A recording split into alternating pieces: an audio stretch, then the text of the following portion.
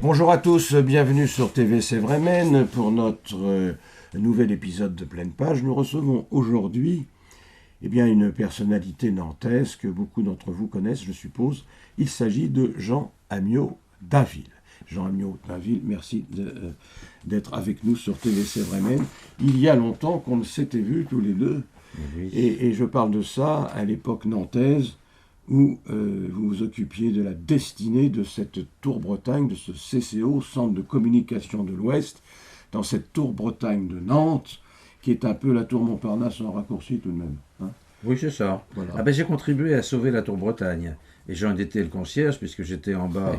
J'étais en bas, et ça me permettait, d'ailleurs les concierges voient beaucoup de gens, et savent beaucoup de choses. Oui, bien sûr. Et il s'est passé beaucoup de choses dans ce CCO, tellement que d'ailleurs ça fait l'objet de plusieurs livres, notamment Journal d'un entremetteur que j'ai écrit il y a 7 ou 8 ans, 5-6 ans, peut-être un peu plus, où je racontais des souvenirs de tout ce qui s'est passé, et Dieu sait s'il s'est passé quelque chose, puisque tous les jours on avait des réunions différentes. Voilà. Alors justement, Journal d'un entremetteur, c'est un peu aussi pour ça que vous êtes là, et pour parler de vos livres, Jean Amiot Dainville, Journal d'un entremetteur. Eh bien, vous allez nous expliquer, évidemment, ce que cela veut dire. Entremetteur, ça veut dire faire rencontrer des gens. C'est bien ça? Oui, c'est ça. Pour en tirer bénéfice ou pas? Non, pas forcément. Non, enfin, cela dit, le CCO vivait quand même quasiment de ses prestations. Ce n'était pas une structure. C'était une structure à la fois publique, mais qui vivait comme une entreprise. Oui, oui. Et donc, tout était possible. L'astuce étant de faire par les autres. Par exemple... quelqu'un venait me voir en disant j'ai envie de monter ceci, cela, je disais vous le montez, vous le faites, moi je vous donne un petit coup de main, vous faites 90% du boulot, moi je fais les 10%, je vous accueille, je fais un peu la promotion. Voilà, par exemple, un jour, quelqu'un a eu l'idée d'un procès, par exemple, d'un faux procès, on peut le dire. On peut le dire, un faux procès, c'était un grand moment, puisque ils ont rejugé Charette, c'était le procès de Charette. En présence d'Hervé de Charette, voilà. Qui était ministre en exercice à l'époque et qui est venu spécialement pour défendre la mémoire de son grand-oncle. Oui, mais c'est... pardon, monsieur le ministre, mais il est pas du tout descendant de Charette, ce Hervé de Charette-là. Bon. Et il a le même nom, c'est vrai, c'est un nom. Mais Charette n'avait pas d'enfant, par conséquent. Oui. Monsieur le ministre... Mais c'est pour ça que j'ai dit petit-neveu. Oui, non, même pas. Bon, laissons ça. L'important est qu'il soit venu et qu'il ait reconnu votre talent, Jean Amiot Dainville. Alors, Journal d'un entremetteur... Alors ça, c'est un vieux bouquin. C'est un vieux bouquin. 7-8 ans, oui. Oui, mais il faut en parler parce que c'est une mine. C'est une mine en ce sens que là, on retrouve tous les gens, ou presque tous les gens, que vous avez reçus au CCO. Alors, je vois la collection, on peut en prendre au hasard, mais alors il y a tout. Il y a le monde de l'histoire, le monde des artistes, le monde de la politique, le monde des journalistes. Il y a le Poivre d'Arvor qui est venu chez vous, notamment. Oui, notamment pour relancer. Il m'a dit, je viendrai peut-être avec une amie, est-ce que tu permets? J'ai dit, mais bien sûr. Bien sûr. Gilles Bouillet, qui était président du Conseil économique et social, avait une voiture avec chauffeur, m'a dit, écoutez, vous prenez l'ami, moi je prends PPDA. Oui. Et l'ami en question, c'était Claire Chazal. Claire Chazal. C'était leur première sortie officielle. Voilà. Et là, vous avez fait votre métier d'entremetteur. C'est là que c'est le moins qu'on puisse dire. Si on veut. J'espère que... Mais on s'est beaucoup amusé. On a eu, alors évidemment, ce bouquin raconte une multitude d'anecdotes, notamment des bides quand Édouard Balladur décide de rejoindre officiellement Chirac après l'élection présidentielle. Les micros n'ont pas marché alors qu'il y avait 50 journalistes, dont 10 télévisions étrangères, etc. Bon, j'avais aussi créé les nouveaux arrivants, les nouveaux décideurs nantais, et une fois on a mis un comédien au milieu des... Bon, enfin bref, on s'est amusé. On s'est amusé.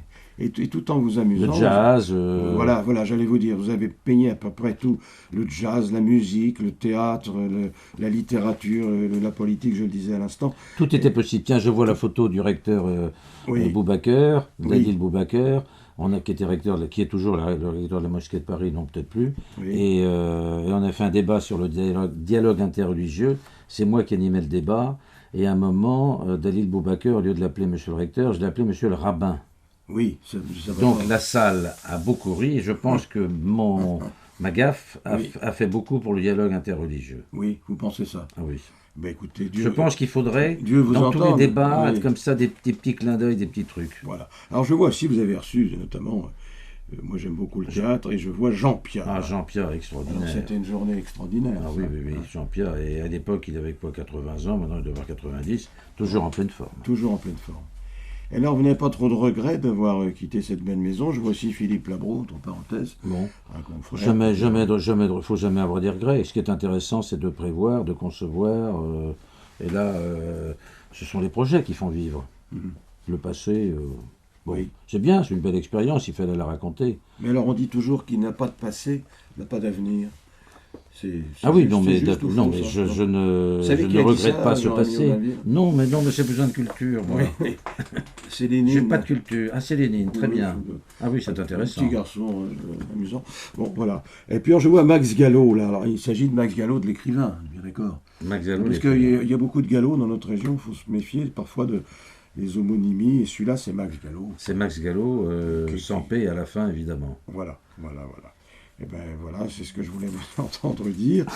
Je vois aussi là, tout de même, parce qu'il est très très intéressant ce bouquin, je vois que vous avez reçu des militaires aussi. Oui, on a fait beaucoup de choses avec l'armée. On a Vous avez reçu Élie Denoy de Saint-Marc, Élie par Benoît de exemple. Saint-Marc, qui était un pour grand qui j'ai officier. beaucoup d'admiration. Oui, Grand officier.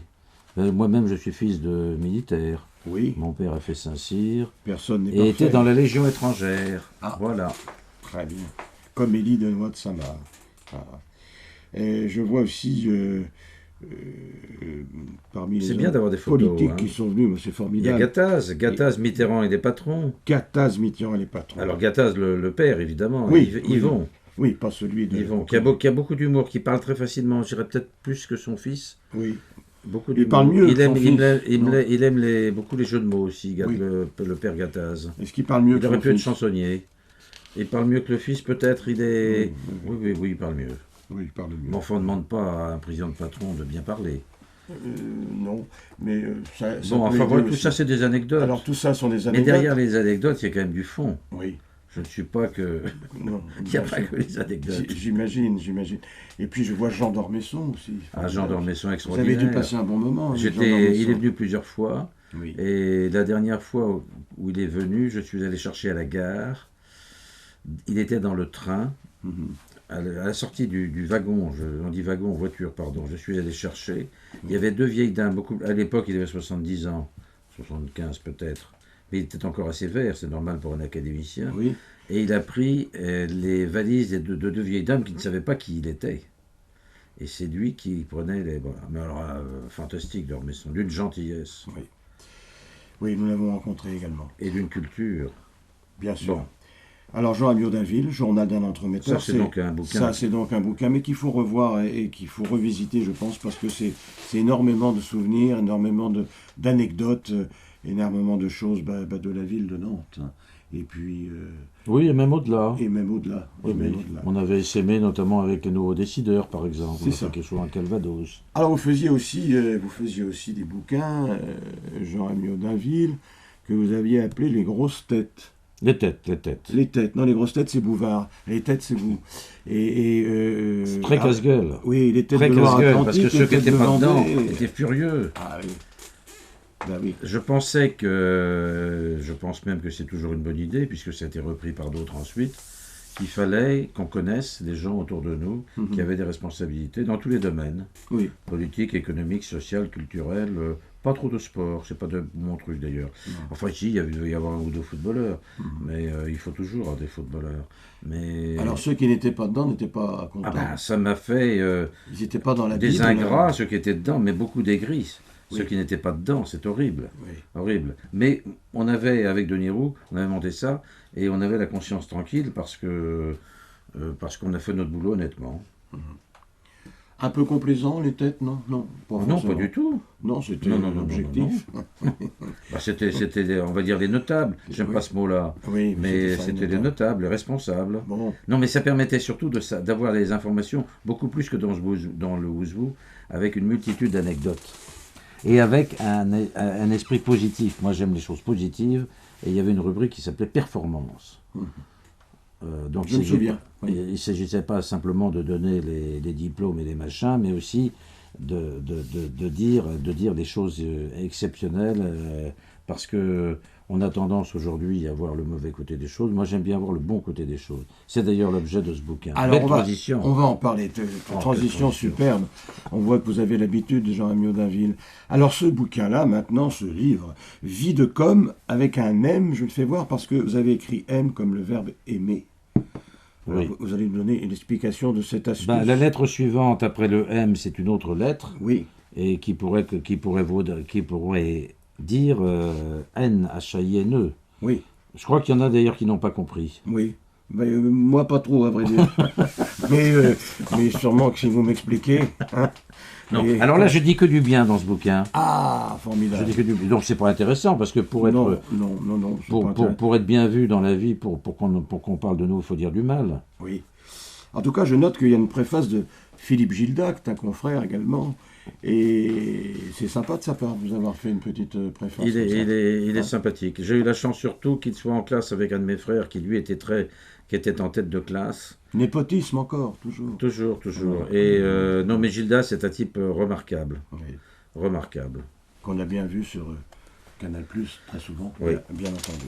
Alors, dans ce livre, Vie de com, avec un M, édition d'Orbestier, au passage. Donc, ce sont des voisins vendéens d'Orbestier. Oui. Mais je crois qu'ils sont installés à Nantes. Maintenant, ils sont installés à côté de Nantes, oui. Alors, là-dedans, il y a aussi question de communication. Vous êtes un communicant, Jean Amiot-Dainville. Alors, oui. Qu'est-ce que ça veut dire ? Je ne sais pas si vous allez nous expliquer ça.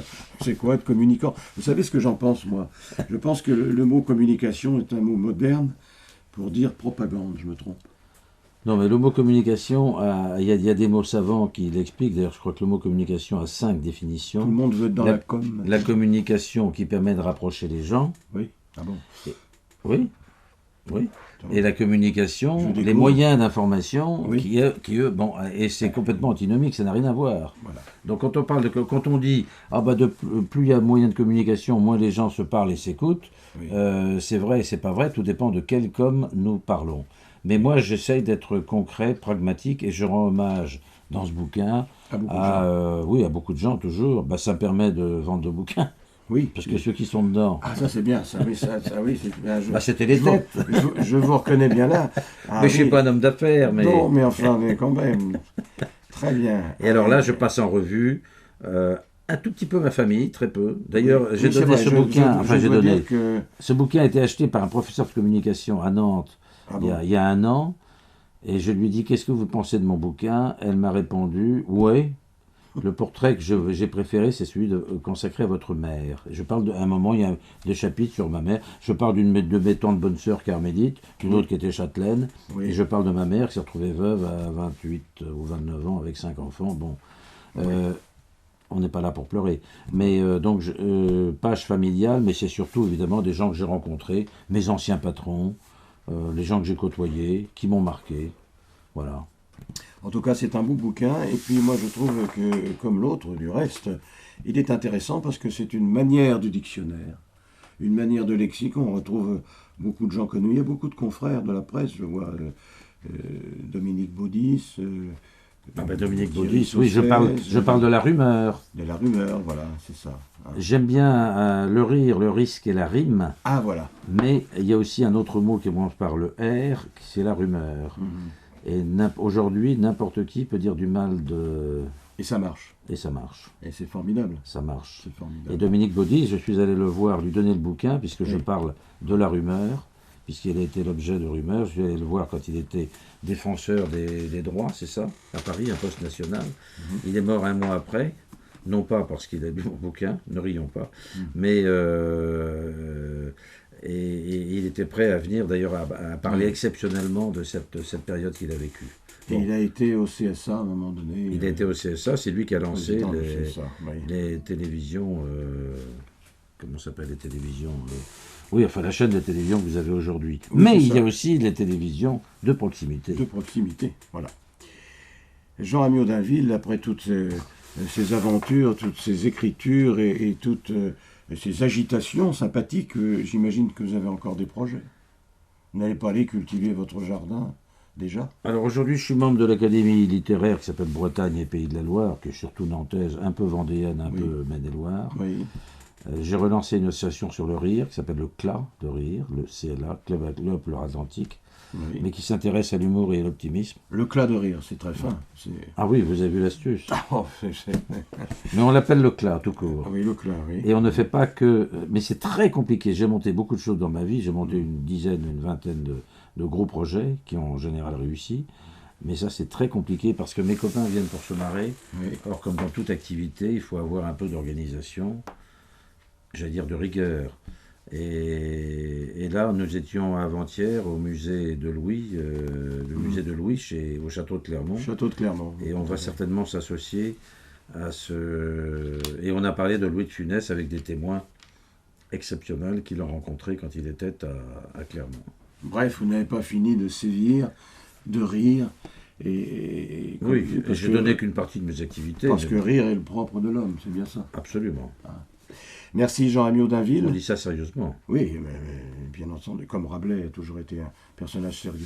Jean Amiot d'Inville, donc, pour Vite comme avec un M, je vous présente à nouveau la couverture de ce livre, préface de Philippe Gilda, édition d'Orbestier. Merci Jean Amiot d'Inville. Et puis on se retrouve sur TV C'est vrai même, aussi longtemps et aussi souvent que vous le désirerez. Vous me citez, j'arrive.